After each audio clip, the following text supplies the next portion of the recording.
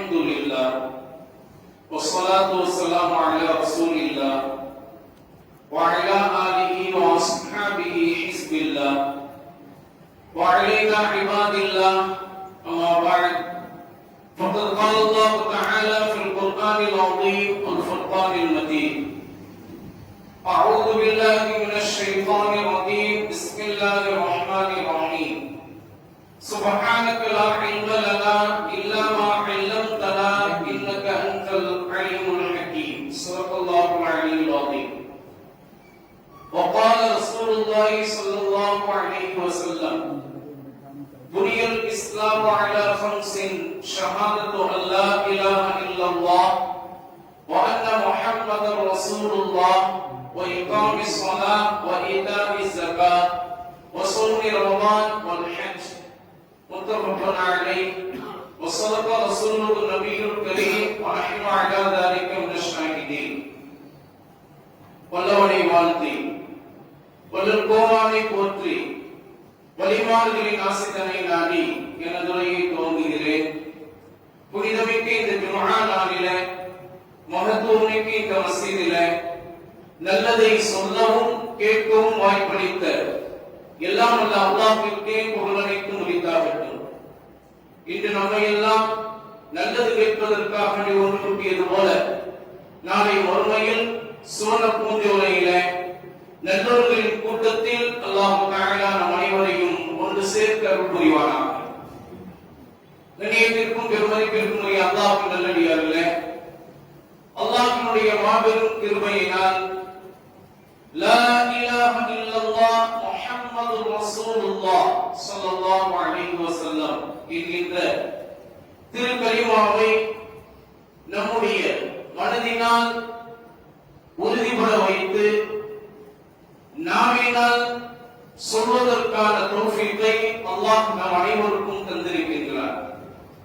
அதிலும் குறிப்பாக ஜுமாத்துல் உஸ்ரா என்று சொல்லப்படுகின்ற இரண்டாம் பனித்துளி குளிர்ச்சிமிக்க மாத காலத்தை நாம் எல்லாம் அடைந்து அதனுடைய மூன்றாவது மாத காலத்தினுடைய ஆரம்பத்தில் இருக்கிறோம்.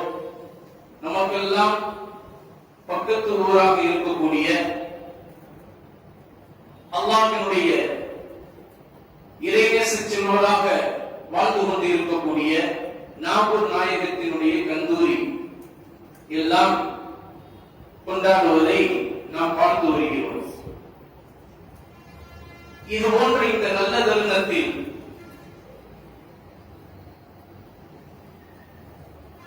நமக்கு சமீபமான காலகட்டத்தில் ஒரு வார காலத்திற்குள்ளாக உலகளாவிய ஒரு பிரச்சனை, அந்த பிரச்சனை என்னவென்று சொன்னால்,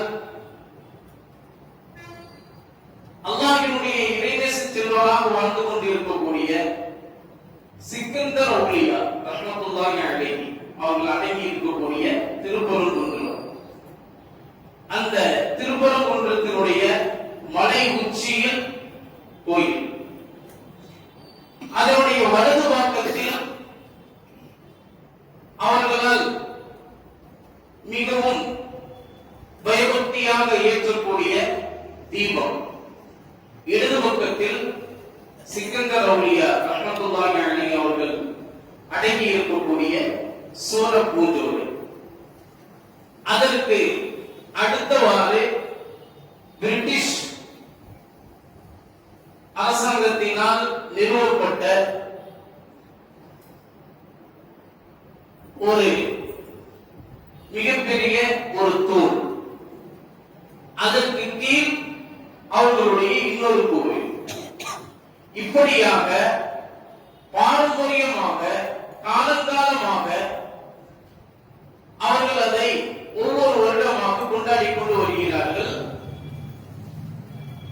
ஆனால் இதுவரையிலும் எந்த காலகட்டத்திலும் மாற்று மதத்தினருக்கும் நமக்கும் இடையே எந்த ஒரு சண்டை சச்சரவுகள் எதுவும் கிடையாது. எல்லாம் அமைதியாகத்தான் நடந்து கொண்டிருக்கிறது. ஆனால் இப்போது உள்ள கால சூழ்நிலையில் நம்முடைய அரசாங்கத்தினரால் சொல்லக்கூடிய வலதுசாரி ஆனால் நம்முடைய மார்க்கத்தினுடைய பார்வையில் பார்க்கிற போது அவர்கள் இடதுசாரிகள், நாம் தான் வலதுசாரிகள். காரணம் என்னவென்று சொன்னால், நாம் தான் சொர்க்கத்திற்குரியவர்கள். வலது கையில் நம்முடைய அமர்களுடைய ஏடுகளை கொடுக்கப்பட்டு சொர்க்கத்திற்கு நாம் அழைத்து செல்லப்படுவோம். ஆமீன் என்று சொல்லுவேன். இடதுசாரிகள் தான் அவர்கள். இது மார்க்க பார்வையில். ஆனால் வரலாற்று பார்வையில, உலகத்தாருடைய பார்வையில அவர்கள் வலதுசாரிகள், நாம் இடதுசாரிகள். சரி, எப்படியும் அவர்கள் தர்காவிற்கு பக்கத்தில் இருக்கக்கூடிய அந்த தூணில் தான் நீங்கள் தீபத்தை ஏற்ற வேண்டும் என்று அவர்கள் சொல்கிறார்கள். ஆனால் அங்கு இதுவரையிலும் வாழ்ந்த இந்துக்கள் எல்லாம் நாங்கள் மலை உச்சியில் இருக்கின்ற அந்த கோயிலுடைய அந்த இடத்தில் தான் நாங்கள் தீபத்தை ஏற்றுவோம். அதன் பிறகு அதனுடைய வலது பக்கத்தில் இருக்கக்கூடிய தீபத்தையே ஏற்றக்கூடிய அந்த இடத்தில் தான் நாங்கள் தீபத்தை ஏற்றுவோம். இந்த இரண்டு இடத்தில் தான். நாங்கள் ஏன் புதிதாக நீங்கள் சொல்லக்கூடிய இந்த இடத்தில் ஏற்ற வேண்டும், நாங்கள் அதை ஏற்ற மாட்டோம் என்று சொல்லி அவர்களுடைய அந்த எண்ணத்தின்படியே, பாரம்பரியத்தின்படியே அவர்கள் ஏற்றிவிட்டார். ஆனால் இன்றைக்கு உள்ள நீதித்துறை என்று சொல்லப்படக்கூடிய அந்த நீதித்துறையில் இருக்கக்கூடிய நீதத்திற்கு மிகப்பெரிய, நீதத்தினுடைய தர்மத்தையே மிகப்பெரிய அளவிலே சோதனைக்கு உள்ளாக்கிய நீதிபதிகளாக இருக்கக்கூடியவர்கள் இன்றைக்கு மாற்றமாக வரலாற்றை மாற்றி சொல்லி காட்டுகிறார்கள்.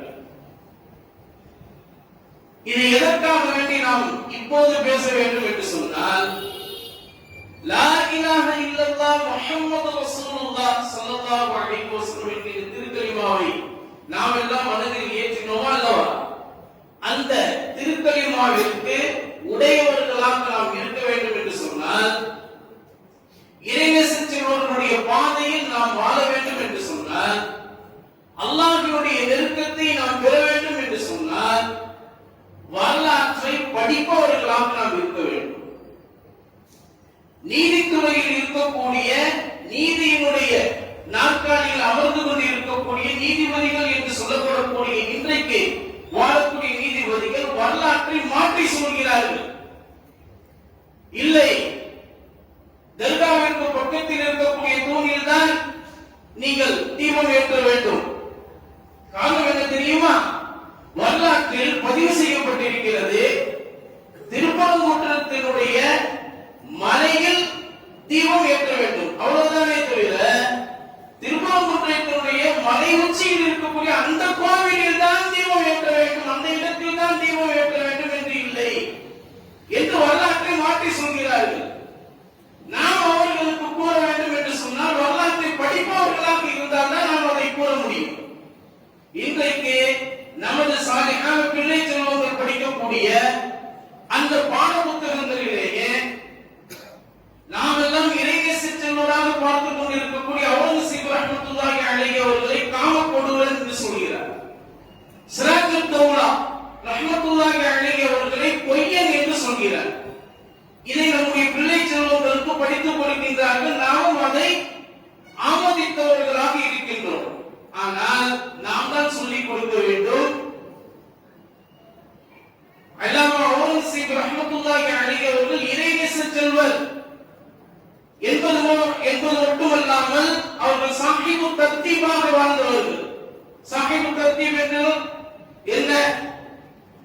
ஒவ்வொரு நாளினுடைய ஃபர்லான தொழுகையை இமாம் ஜமாஅத்தோடு இமாமுடைய தக்பீர் தஹ்ரீமாவில் அல்லாஹு அக்பர் என்று தக்பீர் சொல்லி யார் கெட்டுகிறார்களோ, ஜமாஅத் தொழுகையை விடாமல் இமாம் ஜமாஅத்தோடு தக்பீர் தஹ்ரீமாவோடு யார் இணைந்து கெட்டுகிறார்களோ, வாலிப வயதை அடைந்ததிலிருந்து அவர் வாழ்கின்ற முடிகின்ற வரை அவரை சாஹிபு தர்த்தீப் என்று மார்க்கத்தில் சொல்லப்படும். மார்க்க சட்டம் வழங்குகிறது.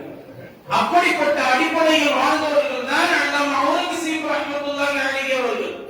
ஆனால் இன்றைக்கு அவுரங்கசீப் ரஹ்மத்துல்லாஹி அலைஹி அவர்களை நம்முடைய பிள்ளை செல்வங்களுக்கு வரலாற்று புத்தகத்திலே காமக்கொடூரன் என்று சொல்லித் தருகிறார் என்றால், நாம் எல்லாம் அதை கேட்டுக்கொண்டு அமைதியானவர்களாக இருக்கிறோம். ஏன் தெரியுமா? வரலாறு தெரியும். எல்லாம் அவர்கள் சொல்லித் தருகிறார்கள். வரலாறு தெரியாத ஒரு சமூகத்தை எங்கிருந்தோ வந்தவர்கள் எல்லாம் ஒன்றுமே இல்லாமல் ஆக்கி விடுவார்கள். குர்ஆனில் கூட சொல்லப்படும் அல்லம் தகுதபில் அம்ஸ், நேற்றைய தினத்தில் இல்லாத ஒன்றை போலவே இன்றைக்கு இருக்கிறது என்று சொல்லப்படுகின்ற அளவிற்கு நம்மை இன்றைக்கு ஆக்கிவிட்டார். நாமும் அதை கேட்டுக்கொண்டு அமைதியாகவே இருக்கின்றோம் இல்லையா? ஆனால் இன்றைய ஜும்ஆவுடைய சிந்தனையாக நீங்கள் எடுத்துக்கொள்ள வேண்டியது என்ன தெரியுமா? மிக முக்கியமாக எடுத்துக்கொள்ள வேண்டியது, வரலாற்றை படிப்பதற்கும் நம்முடைய உள்ளத்தில் கொண்டிருக்கக்கூடிய ஈமானிற்கும் சம்பந்தம் உண்டு, தொடர்பு உண்டு. அதனால்தான் அல்லாஹ் தஆலா லக்கத் கான ஃபீ கஸஸிஹிம் இபரத்துன் லிஉலில் அல்பாப், அறிவுடையவர்களுக்கு இவர்களுடைய வரலாற்று சரித்திரங்களிலே மிகப்பெரிய படிப்பினை இருக்கிறது என்று அல்லாஹ் தஆலா சொல்லி காட்டுகிறார். அப்படி என்றால் ஈமானிற்கு உண்டான அந்த ஈரத்தை நம்முடைய உள்ளத்தில் பதிய வைக்க வேண்டும் என்று சொன்னால் வரலாற்று ஏடுகளை நாம் திருப்பி பார்ப்பவர்களாக மட்டும் இருக்கக்கூடாது, படித்து உணரக்கூடியவர்களாக இருக்க வேண்டும் என்பதோடு அதன்படியாக வாழக்கூடியவர்களாக நாம் இருக்க வேண்டும். அப்படித்தான் நம்முடைய முன்னோர்கள் எல்லாம் வாழ்ந்து இருக்கிறார்கள். எப்படிப்பட்ட பாரம்பரியத்தை புரியவர்கள் நாம் என்று தெரியுமா? நபிகள் நாயகம் ஸல்லல்லாஹு அலைஹி வஸல்லம் அவர்கள் சொல்லி தந்தார்கள், நீதிபதிகள் என்று 3 வகையினர்களாக இருக்கிறார்கள். அதில் ஒருவர் வாஹிதுன் ஃபில் ஜன்னah, சொர்க்கத்தில் இருப்பார். 2 வகையினர் ஃபின் நார், நரகத்தில் இருப்பார்கள். சொர்க்கத்தில் இருக்கக்கூடிய நீதிபதி யார் தெரியுமா? உண்மையை உண்மையாகவே அறிந்து அதன்படி அவர் நீதித்துறையை செய்யக்கூடியவராக இருப்பார். அவர்தான் சொர்க்கத்தில் இருப்பார். இரண்டாவது, உண்மையை அறிவார், ஆனால் மக்களுக்கு நீதி வழங்குகிற போது அதற்கு நேர் மாற்றமாக உண்மைக்கு புறம்பான ஒன்றை சொல்லி மக்களுக்கு நீதித்துறையை அவர் கேவலமாக்கி விடுவார். அவர் நரகத்தில் இருப்பார். அதுபோல இன்னும் ஒரு நீதிபதி, அவர் உண்மையை அறிந்தவர் அல்ல, எதுவுமே அவருக்கு தெரியாது, மரமண்டையாக அறியாமை தரத்தில் தான் இருப்பார். ஆனால் மக்களை குழப்பிக் கொண்டே இருப்பார். இவரும் நரகத்தில் இருப்பார். இப்படிப்பட்ட 3 வகையினர்களான நீதிபதிகளில் இப்போது திருப்பரங்குன்றத்தினுடைய சம்பவத்தில் சொல்லக்கூடிய அந்த நீதிபதி 3வது வகையை சார்ந்தவர். உண்மையை அறியாதவர். ஆனால் அவரை எதிர்த்து வரலாற்றை ஆதாரப்பூர்வமாக சொல்வதற்கு யாராவது முன் வந்தார்களா என்று பார்த்தால் அல்லாஹ் நாடிய சிலரை தவிர மற்றவர்கள் எல்லாம் அமைதியாகவே இருக்கிறார்கள். அமைதியாக இருக்கக்கூடாது. நாம் எல்லாம் கோழைத்தனத்திற்கு அடையாளமானவர்களா? இல்லையே, வீரத்தனத்திற்கு அடையாளமானவர்கள். நம்மில் பெண்கள் கூட நீதிபதியை எதிர்த்து கேள்வி கேட்கக்கூடிய விஷயத்தில் துணிச்சலாக என்று கேட்டவர்களுடைய பாரம்பரியத்தில் வந்தவர்கள் நாங்கள் தான். எப்படி தெரியுமா? ஹஜ்ரத் உமர் இப்னு கத்தாப் ரலியல்லாஹு தஆலா அவர்களுடைய ஆட்சி காலத்தில் வாலிபர்கள் எல்லாம் ஒரு பெரும் கூட்டமாக வந்து சொல்லித் தருகிறார்கள். அபூபக்கர் உமர் ரலியல்லாஹு தஆலா என்கிற அரபி கிதாபுகளிலே இந்த வரலாற்று பதிவு செய்யப்பட்டிருக்கிறது. உமர் ரலியல்லாஹு தஆலா அவர்களுக்கு வந்து சொல்லித் தருகிறார்கள். கண்ணியத்திற்குரியவர்களை கவனமாக கவனிக்க வேண்டிய ஒரு இடத்தில் நாம் இருக்கிறோம். வாலிபர்கள் எல்லாம் சொல்கிறார்கள், அமீருல் முஃமினீன் அவர்களே, எங்களுக்கு திருமணம் செய்வதற்குண்டான ஆசை இல்லாமல் போய்விட்டது. எங்களால் மகர் கொடுப்பதற்குண்டான தகுதி இல்லாமல் போய்விட்டது. ஏனென்றால் 400 திர்ஹம் 400 தீனார்கள் பெண்கள் மகராக கேட்கிறார்கள். எங்களுக்கு அந்த அளவுக்கு கொடுப்பதற்கு எங்களால் முடியவில்லை. அதனால் எங்களுக்கு திருமணம் செய்வதற்குண்டான எந்த ஒரு விருப்பமோ தகுதியோ இல்லை என்று நாங்கள் நினைத்து உங்களிடத்தில் வந்திருக்கிறோம் என்று சொல்லித் தருகிறார். உமர் ரலியல்லாஹு தஆலா அவர்கள் உடனே வெள்ளி மேடையில் ஏடிக்குறை சொல்லி காட்டுகிறார்கள். யா மஹ்ஷரன் நிசா, பெண்கள் கூட்டமே, மகரை குறைத்து கேளுங்கள். இனிமேல் இப்படித்தான், இதுதான் சட்டம் என்பதாக சொல்லி காட்டுகிறார் குத்பா மேடை. அப்போதெல்லாம் பெண்களும் தொழுகைக்கு வரலாம் என்கின்ற அனுமதி இருந்தது. அந்த காலகட்டத்தில் ஒரு வயோதிகமான ஒரு பெண்மணி எழுந்திருந்து இப்படி கேட்கிறார்கள், அமீருல் முஃமினீன் அவர்களே, குர்ஆனை நீங்கள் ஓதுகிறீர்களா? முதல் கேள்வி எப்படி பார்த்தீங்களா? குர்ஆனை நீங்கள் ஓதுகிறீர்களா? அல்லாஹ்வின் தூதர் ஸல்லல்லாஹு அலைஹி வஸல்லம் அவர்களோடு அவர்களுடைய வாழ்க்கையோடு நீங்கள் இணைந்து வந்தவர்களா என்று கேட்டார்கள். கேட்டதுமே உமர் இப்னு கத்தாப் ரலியல்லாஹு தஆலா அவர்கள், உங்களுக்கு என்ன விளக்கம் வேண்டும் கேளுங்கள். குர்ஆனில் அல்லாஹ் தஆலா அழகாக சொல்லி காட்டுகிறார், வஆத்து நிஸாஅ ஸதகாத்திஹின்ன நிஹ்லா, கூயலாக நீங்கள் மனமுடிக்கக்கூடிய பெண்களுக்கு மகளை நீங்கள் கொடுங்கள் என்று அல்லாஹ் தஆலா சொல்லி காட்டுகிறார். கூயலாக நிஹ்லா என்று சொன்னால் கூயலாக கணக்கே கிடையாது, எவ்வளவு வேண்டுமானாலும் மகளை கொடுக்கலாம் அப்படிங்கிறது தான் அதனுடைய அர்த்தம்.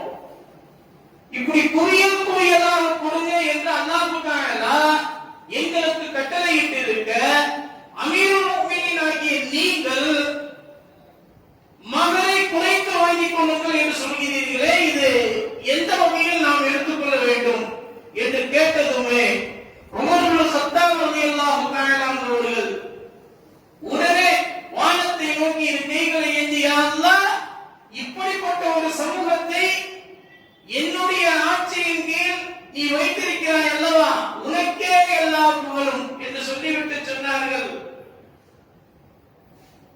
யா மஹ்ஷரல் அஹ்பாப், வாலிப கூட்டமே, மகருக்கு குறிப்பிட்ட ஒரு எண் என்பது கிடையாது. மகளை அதிகமாக கூயலாக கொடுங்கள் என்று சொல்லி அந்த மிம்பர் மேடையிலேயே ஹஜ்ரத் உமர் இப்னு கத்தாப் ரலியல்லாஹு தஆலா அவர்கள் இஸ்லாமிய சட்டத்தை கட்டளையாக அந்த இடத்தில் பிறப்பித்தார். இப்படித்தான் நம்முடைய சமூகம் இருந்தது.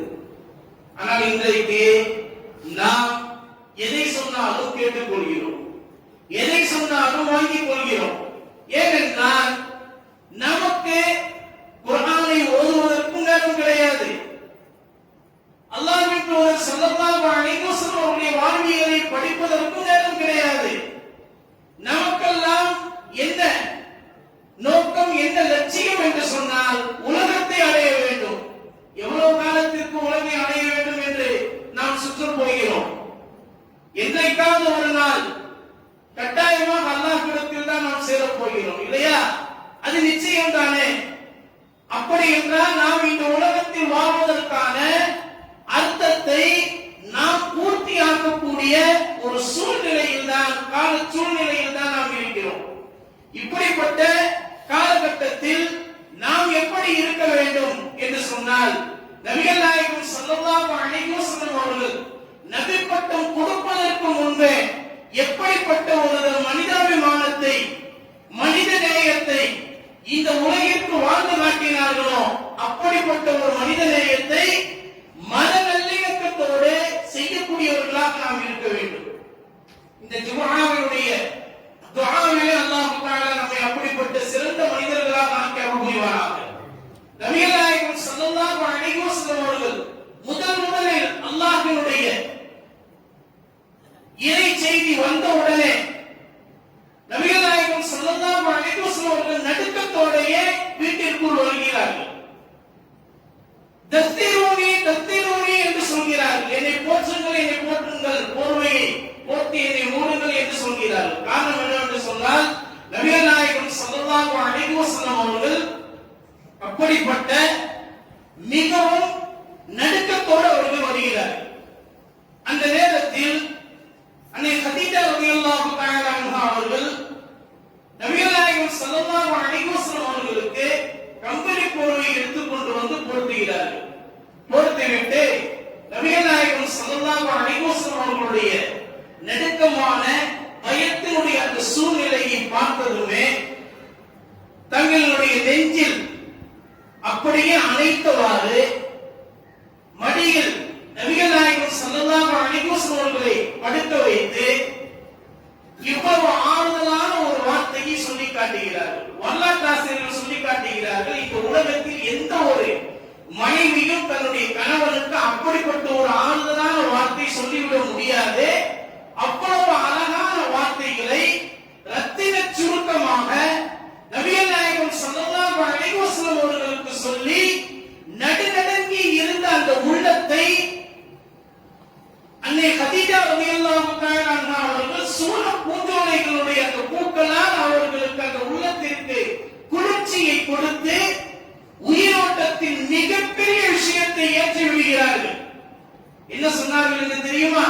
வரலாற்றாசிரியர்கள் சொல்லி காட்டுகிறார்கள், கல்லா வல்லாஹி லா யுஹ்ஸிகல்லாஹு அபதா இன்னக லதஸிலுர் ரஹீம் வ தஹ்மிலுல் கல் வ தக்ஸிமுல் மைதூன் வ துக்ரில் ضيوف வ துஈனு அலா நவாயிபில் ஹக். அன்பான கணவரே, நீங்கள் நினைப்பது போல், நீங்கள் நடுங்குவது போல் அப்படிப்பட்ட எந்த ஒரு நிகழ்வும் ஏற்பட்டு விடாது.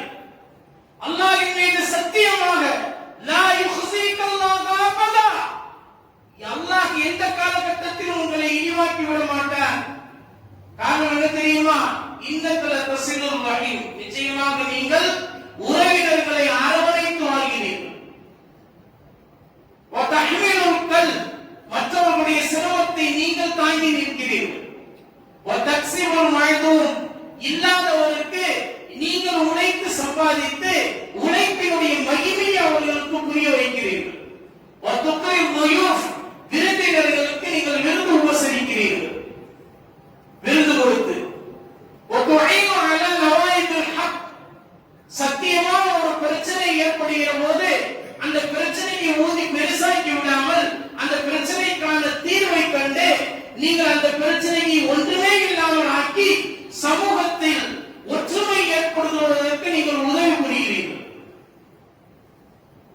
இந்த 5 விஷயங்களை இந்த ஜும்ஆவுடைய சிந்தனையாக உங்களுடைய உள்ளத்தில் நீங்கள் எடுத்துக்கொள்ள வேண்டும். நாம் அப்படி வாழ்கிறோமா? ஃபர்ஸ்ட் எடுத்த உடனே உறவினர்களை அரவணைத்து வாழ வேண்டும். உறவுகளை நாம் அரவணைத்து வாழ்கிறோமா? இன்றைக்கு சின்ன சின்ன பிரச்சனைகளுக்கு, சின்ன சின்ன மனக்கசப்புகளுக்கு எல்லாம் ஒருவர் மாற்றி ஒருவராக முகத்தை கூட பார்க்காமல் சலாம் கூட சொல்வதற்கு தயங்கிக் கொண்டு முகத்தை திருப்பிக் கொண்டு கழுத்தை அப்படியே கீழே வைத்து விட்டு நாம் சொல்கிறோம் இல்லையா? இரண்டாவது, நம்முடைய சிரமத்தை பார்ப்பதற்கே நமக்கு ஆள் இல்லை, நான் எப்படி உன்னுடைய சிரமத்தை பார்க்கிறது அப்படின்னு சொல்லி ஏழைகளுடைய சிரமத்தை பார்க்காமல் நாம் போய்விடுகிறோம். அதுபோல உழைப்பினுடைய மகிமையை உழைக்காதவர்களுக்கு உணர்த்தாதவர்களாக நாம் இருக்கிறோம். அதுபோல விருந்தினர்களுக்கு விருந்து உணவல் அப்படிங்கிறதே நம்முடைய இஸ்லாமிய சமூகத்தினுடைய மிகப்பெரிய பாரம்பரியம். ஆனால் இன்றைக்கு விருந்தாளி வருகிறாங்க என்று சொன்னால் வீடை கூட்டி விட்டு வேறு எந்த இடத்திற்கும் நாம் போய்விடுகிறோம். அப்படி சிலர் இல்லையா? அதுபோல பிரச்சனை வருகிறது என்று சொன்னால் அந்த பிரச்சனை எப்படி பெருசாக்கி விடுவது என்றுதான் நாம் பார்த்து கொண்டிருக்கிறோம். இப்படி நம்ம சிலர் இப்படி இருக்கவே நம்முடைய எதிரிகள் எல்லாம் நம்மை நசுப்பதற்கு லேசான முறையில், இலகுவான முறையில் வந்து விடுகிறார்கள். இப்படி எல்லா இடத்திலும் கை வைத்துக் கொண்டே வருகிறார்கள். அவர்கள் முதலில் கை வைப்பது நம்முடைய பிள்ளை செல்வங்களினுடைய அடிப்படை ஆதாரமான அந்த கல்வி வரலாற்றை அவர்கள் முதலில் கை வைக்கிறார்கள். அதுதான் ஊர் ஊராக ஒவ்வொரு நாளுமே காலையிலும் மாலையிலும் நாம் நடத்தக்கூடிய மக்கள் மதரசாக்களை அவர்கள் கை வைக்கிறார்கள். இப்படியாக ஒவ்வொன்றாக வைத்து ஒரு நாள், ஒரு காலத்தில் பள்ளிக்கூடங்கள் எல்லாம் 9 மணி என்று இருந்தது. ஆனால் இன்றைக்கு 7 மணி என்று ஆகி இன்றைக்கு 6 மணிக்கு தொடங்கி விடுகிறார்கள். காரணம் என்ன தெரியுமா? நம்முடைய பிள்ளை செல்வங்களுக்கு என்ன தோரணையில் சொல்லிக் கொடுக்கின்றார்கள் என்று சொன்னால் கோச்சிங் கிளாஸ், ஸ்பெஷல் கிளாஸ் என்று சொல்லி அவர்கள் அந்த தோரணையில் பிள்ளை செல்வங்களை அழைத்து செல்கிறார்கள். நமக்கெல்லாம் என்ன தோன்றுகிறது? படிப்பதற்கானதாலே நாம் அழைக்கின்றோம், படிப்பதற்கானே நாம் விடுகின்றோம், போகட்டும் என்று சொல்லி மக்கள் மதரசாக்களை ஒதுக்கி வைத்துவிட்டு உலக கல்வியை கற்பதற்கான ஒரு சூழலை அந்த இடத்தில் நாம் தந்துவிடுகிறோம். மார்க்க கல்விக்கும் உலக கல்விக்கும் மிகவும் இந்த காலகட்டத்தில் நமக்கு மிக அவசியம் என்று இருந்தாலும் அல்லாஹ்வையும் அல்லாஹ்வுடைய தூதரையும் ஏற்றுக்கொண்டவர்களாகிய நாம் இன்றைக்கு எப்படி இருக்க வேண்டும், எதற்கு முதலுரிமை தர வேண்டும் என்று சொன்னால் மார்க்க கல்வி, இரண்டாவதுதான் உலக கல்வி. ஆனால் நாம் இன்றைக்கு நம்மை எப்படி எடுத்து நோக்கி அவர்கள் செல்லக்கூடியவர்களாக இருக்கிறார் என்று சொன்னால் மக்கள் மதரசாக்களினுடைய அந்த ஒரு கவனத்தையே நமக்கு கொடுக்காமல் எங்கேயோ ஒரு பாதைக்கு நம்மை கொண்டு சென்று விடுகிறார்கள், நம்முடைய பிள்ளை செல்வங்களை கொண்டு சென்று விடுகிறார்கள். இதையும் நாம் பார்த்துக் கொண்டுதான் வருகிறோம். ஆனால் இந்த பிரச்சனைக்கான தீர்வை நாம் கண்டு விடுகிறோமா என்று பார்த்தால் கட்டாயமாக கிடையாது. நாம் எல்லாம் ஊராக ஒற்றுமையாக இருந்து சேர்ந்து எல்லா பள்ளிக்கூடங்களிலும் நீங்கள் இப்படித்தான் நேரம் வைக்க வேண்டும், 8:30 மணியிலிருந்து 9 மணி என்று வைத்துக் கொள்ளுங்கள். நாங்கள் எங்களுடைய பள்ளியில் நம்முடைய பிள்ளை செல்வங்களுக்கு மார்க்க கல்வியினுடைய ஆரம்ப கல்வியை நாங்கள் ஊட்டக்கூடியவர்களாக இருக்கிறோம் என்று எழுதி கொடுத்து நீங்கள் ஒற்றுமையாக இருந்து இந்த விஷயத்தை செயல்படுத்தினால் கட்டாயமாக இது நடக்கும்.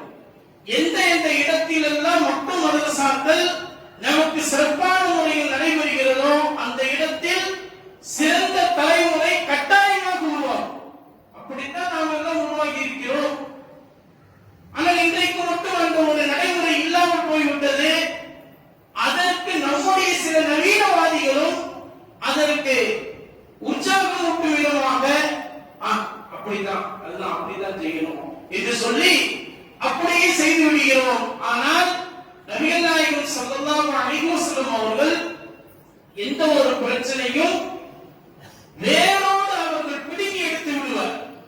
அதான் நபிகள் நாயகம் ஸல்லல்லாஹு அலைஹி வஸல்லம் அவர்கள் அவருடைய இளமை காலகட்டத்தில் ஹில்ஃபுல் ஃபுதூல் என்று சொல்லப்படக்கூடிய இளைஞர் நற்பணி மன்றத்தை ஏற்படுத்தி அதன் மூலம் எல்லா விதமான விஷயங்களையும் செய்தார்கள். நபிகள் நாயகம் ஸல்லல்லாஹு அலைஹி வஸல்லம் அவருடைய காலகட்டத்தில் அவர்களுக்கு இருந்த சவால் என்ன தெரியுமா? இணை வைப்பாளர்கள், நெருப்பு வணங்கிகள், யகூதிகள், நசராக்கள் என்று சொல்லப்படக்கூடிய 4 சமூகம். இந்த 4 சமூகத்திற்கு இடையில் நடுவிலே ஒன்று முளைத்து வர வேண்டும். அதுதான் தீனுல் இஸ்லாம். எப்படி முளைத்து வருவது? நபிகள் நாயகம் ஸல்லல்லாஹு அலைஹி வஸல்லம் அவர்கள் இந்த 5 விஷயத்தை கையில் எடுத்தார்கள். உறவினர்களை அரவணைத்து வாழ்வது, மற்றவர்களுடைய சிரமத்தை நம்முடைய சிரமமாக எடுத்துக் கொள்வது, உழைப்பினுடைய மகத்துவத்தை உணர்த்துவது, விருந்தாளிகளுக்கு விருந்து உபசரிப்பது, பிரச்சனைகளை தீர்த்து தீர்வு காண்பது. இந்த 5 விஷயங்களை நபிகள் நாயகம் ஸல்லல்லாஹு அலைஹி வஸல்லம் கையில் எடுத்தார்கள். மிகப்பெரிய ஒரு சமூகமாக உருவாக்கினார்கள். அதனால்தான் டாக்டர் வில்லியம்ஸ் என்று சொல்லப்படக்கூடிய யூத மதத்தில் இருக்கக்கூடிய ஒரு வரலாற்றாசிரியர் சொல்லித் தருகிறார், ஒரு ஏழை குடும்பத்தில் பிறந்து ஒரு அனாதையாக இருந்த ஒருவர் அரபுலக தேசத்தையே தன்னுடைய கைக்குள் அவர் கொண்டு வந்தார் என்று சொன்னால் ஒடுக்கப்பட்ட சமூகத்துடைய உரிமை குரலாக நபிகள் நாயகம் ஸல்லல்லாஹு அலைஹி வஸல்லம் அவர்கள் செயல்பட்டார். அதனால் அந்த அரபுலக தேசமே எப்படி ஆனது தெரியுமா? வயின் நஹத நஹத ஹரம் வயின் கஅத கஅத ஹரம். அவர் இருந்தால் ஹரம் முழுவதுமே எழுந்திருக்கும், அவர் அமர்ந்தால் ஹரம் முழுவதுமே அமர்ந்தும். இப்படிப்பட்ட ஒரு சமூகத்தை நபிகள் நாயகம் ஸல்லல்லாஹு அலைஹி வஸல்லம் அவர்கள் உருவாக்கி காட்டினார்கள் என்று சொன்னால் எப்படி காட்டினார்கள்? சஹாபாக்கள் ஒவ்வொருவருக்குமே முன் சென்ற அந்த காலத்தில் வாழ்ந்த அந்த வரலாற்று சம்பவங்களை நபிகள் நாயகம் ஸல்லல்லாஹு அலைஹி வஸல்லம் அவர்களுடைய உள்ளத்தில் முன்னிறுத்தி அரக்க குணம் கொண்ட அரபியர்களை இரக்க குணம் கொண்ட மனிதர்களாக நபிகள் நாயகம் ஸல்லல்லாஹு அலைஹி வஸல்லம் அவர்கள் உருவாக்கி காட்டினார்கள்.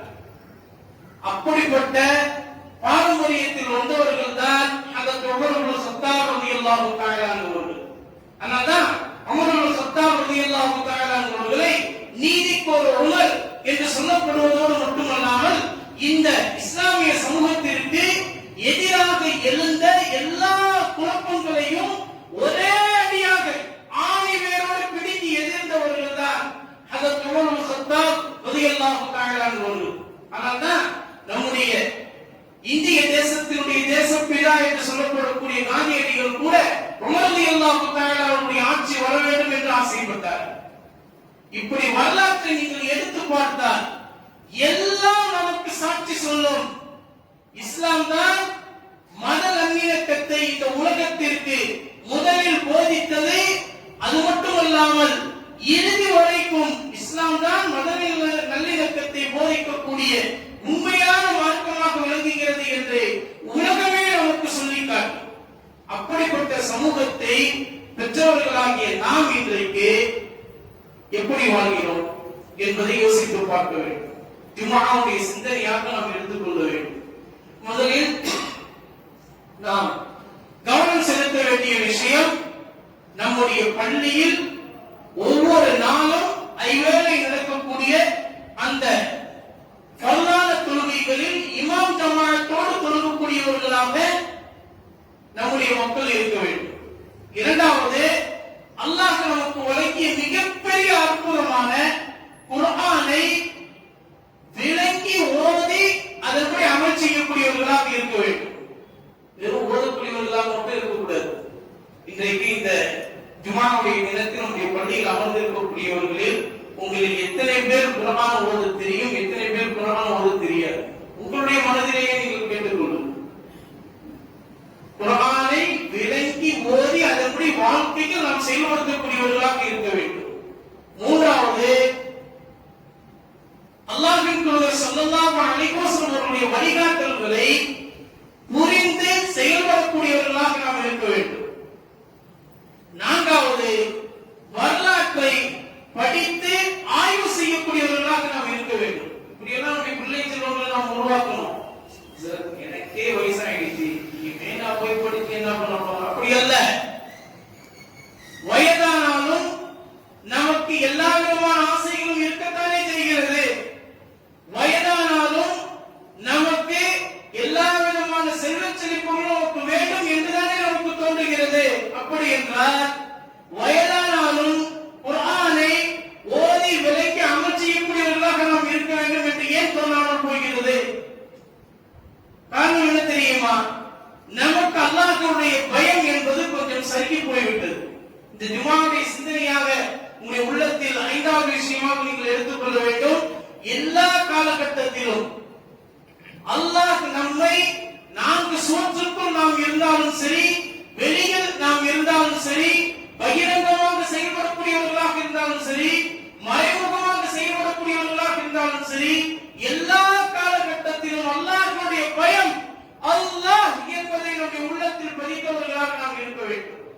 இப்படிப்பட்ட இந்த 5 அகமியங்களை நாம் பின்பற்றினால் கட்டாயமாக நம்மை எதிர்நோக்கி வரக்கூடிய எதிர்ப்பு கலைகளை எல்லாம் நாம் எடுத்து துளைத்து எரிந்துவிட்டு கட்டாயமாக மிகப்பெரிய ஒரு வெற்றியாளர்களாக நாம் இருப்போம்.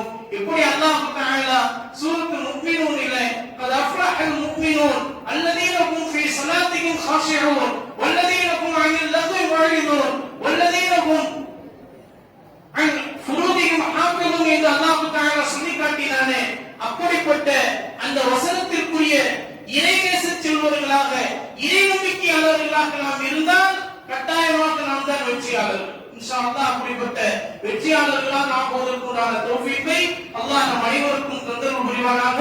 வாழ்நாள் முழுவதிலும் இமாம் ஜமாஅத்தோடு தொழக்கூடிய பாக்கியம் பெற்றவர்களாக அல்லாஹ் நம் அனைவரையும் ஆக்கியருள் புரிவானாக. வாழ்நாள் முழுவதும் நபிகள் நாயகம் ஸல்லல்லாஹு அலைஹி வஸல்லம் அவர்கள் மீது ஸலவாத்து சொல்லக்கூடிய நாவை அல்லாஹ் தஆலா நம் அனைவருக்கும் தந்தருள் புரிவானாக. வாழ்நாள் முழுவதும் நபிகள் நாயகம் ஸல்லல்லாஹு அலைஹி வஸல்லம் அவர்கள் எதை கொண்டெல்லாம் அல்லாஹ்விடத்தில் உதவி தேடினார்களோ அதை கொண்டெல்லாம் நாம் உதவி தேடக்கூடிய தௌஃபீக்கை அல்லாஹ் நம் அனைவருக்கும் தந்தருள் புரிவானாக. வாழ்நாள் முழுவதும் நபிகள் நாயகம் ஸல்லல்லாஹு அலைஹி வஸல்லம் அவர்கள் எதை விட்டெல்லாம் பாதுகாப்பு தேடினார்களோ அதை விட்டெல்லாம் நம்மையும் நம்முடைய சாலிஹான பிள்ளை செல்வங்களும் சாலிஹான மனைவி மக்கள் உற்றார் உறவினர்கள் அனைவரையும் அல்லாஹ் தஆலா பாதுகாத்து புரிவானாக. நம்முடைய கரங்களை எப்போதும் உயர்ந்த கரமுடையவர்களாக அல்லாஹ் தஆலா நம் அனைவரையும் மாற்றி புரிவானாக. வாழ்க்கையின் எந்த தருணத்திலும் அல்லாஹ்வை தவிர்த்து வேறு எவரிடத்திலும் கையேந்தாமல் அல்லாஹ் நம்மையும் நம்முடைய சாலிஹான பிள்ளை செல்வங்களையும் சாலிஹான மனைவி மக்கள் உற்றார் உறவினர்கள் அனைவரும் அல்லாஹ் தஆலா பாதுகாத்து அருள் புரிவானாக. நாளை மறுமையிலே நபிகள் நாயகம் ஸல்லல்லாஹு அலைஹி வஸல்லம் அவர்களுடைய ஷஃபாஅத்துல் உதுமா என்று சொல்லப்படுகின்ற மகத்தான சிபாரிசு வரக்கூடிய தௌஃபீக்கை அல்லாஹ் நம் அனைவருக்கும் தந்தல் புரிவானாக. நாளை மறுமையிலே நபிகள் நாயகம் ஸல்லல்லாஹு அலைஹி வஸல்லம் அவர்களுடைய மக்காம் மஹ்மூத் என்கின்ற உயர்ந்த பதவியிலே நாமும் லிவாஉல் ஹம்த் என்ற புகழக்கூடிய அந்த கொடியை பிடித்து நபிகள் நாயகம் ஸல்லல்லாஹு அலைஹி வஸல்லம் அவர்களுடைய முபாரக்கான கரத்திலிருந்து ஹவுதுல் கௌதர் நீர் தலாஹத் நீர் பருகக்கூடிய பாக்கியத்தை அல்லாஹ் தஆலா நம் அனைவருக்கும் தந்தல் புரிவானாக.